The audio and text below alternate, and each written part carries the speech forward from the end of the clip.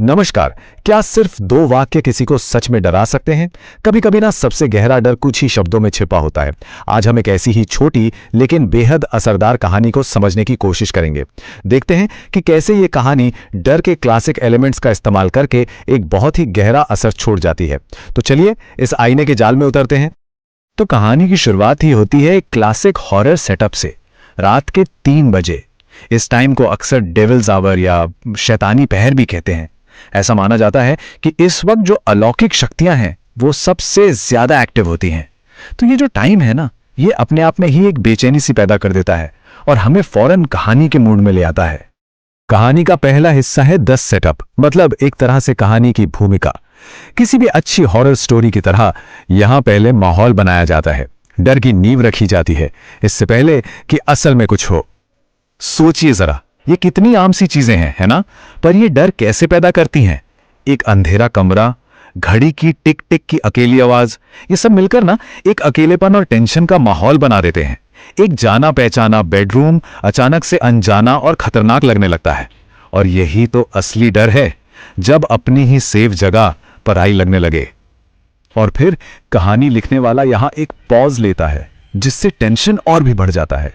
कोई बिस्तर के पास खड़ा है, कौन है वो? ये जो अनिश्चितता है, यही तो डर की पहली सीढ़ी है और हम सब इस पर चढ़ना शुरू कर चुके हैं। तो अब आते हैं कहानी के दूसरे हिस्से पर, आमना सामना। यहां पर जो सेटअप बनाया गया था उसका पे ऑफ मिलता है। मेन कॉन्फ्लिक्ट सामने आता है और टेंशन अपने पीक पर पहुंचना शुरू हो जाता है।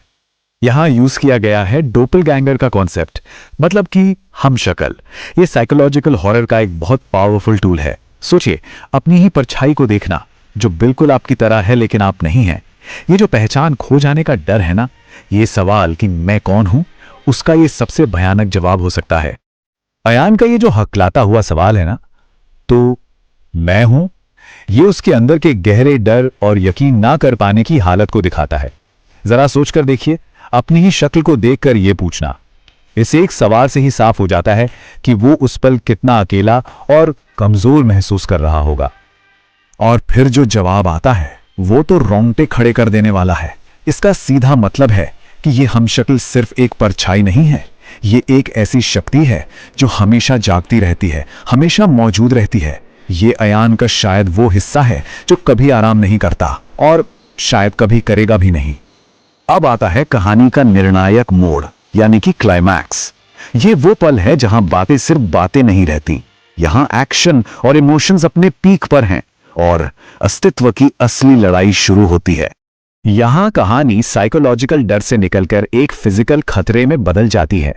अब यह सिर्फ पहचान का संकट नहीं रह गया है, बल्कि लगता है जैसे पूरी दुनिया ही हिल गई है, जैसे हकीकत खुद बिखर रही है। और यही कहानी का सेंट्रल क्वेश्चन है। और यह सवाल सिर्फ अयान के लिए नहीं है। अगर किसी की दुनिया इस तरह हिलने लगे तो क्या वो इंसान खुद अपनी असलियत पर शक नहीं करेगा? इस पूरी उथल पुथल में असल और नकल का फर्क मिटने लगता है। ये लाइन एक सीधी सीधी धमकी है। उस हमशक्ल का इरादा बिल्कुल साफ है। वो असली अयान की जगह लेना चाहता है, उसे हमेशा के लिए मिटा देना चाहता है।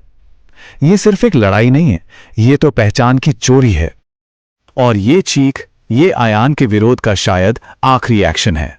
ये उसकी आखिरी कोशिश है अपनी पहचान, अपनी दुनिया को बचाने की, इससे पहले कि सब कुछ हमेशा के लिए बदल जाए। तो लड़ाई खत्म, चीख भी शांत हो गई। तो अब क्या हुआ? कहानी यहां हमें एक झूठी राहत देती है, एक ऐसी सुबह जो सच नहीं है। यह हिस्सा जानबूझकर हमें गुमराह करने के लिए ही बनाया गया है। और यहां पर राइटर एक क्लासिक ट्रिक का इस्तेमाल करता है। यह सब तो बस एक बुरा सपना था और हमें, मतलब पढ़ने वालों को लगता है कि चलो खतरा टल गया, हम भी एक राहत की सांस लेते हैं। कहानी हमें इस बात पर पूरी तरह यकीन दिला देती है।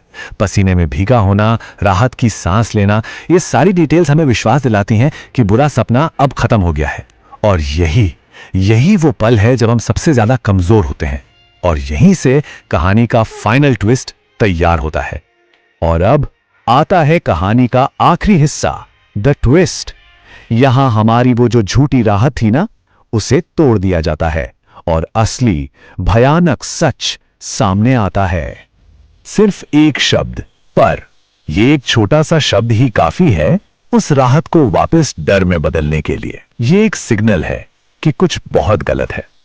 तो ये है कहानी का पहला खुलासा कि हम शक्ल की जीत हो चुकी है, वो अब असली दुनिया में है और उसकी मुस्कान उसकी जीत का एक ठंडा क्रूर सिंबल है। अब जो फाइनल ट्विस्ट है वो बिल्कुल साफ है। रोल्स रिवर्स हो चुके हैं, भूमिकाएं बदल चुकी हैं। जो सपना लग रहा था वो अब हकीकत है, और जो हकीकत थी वो अब आईने में कैद एक कभी ना खत्म होने वाला बुरा सपना बन चुकी है।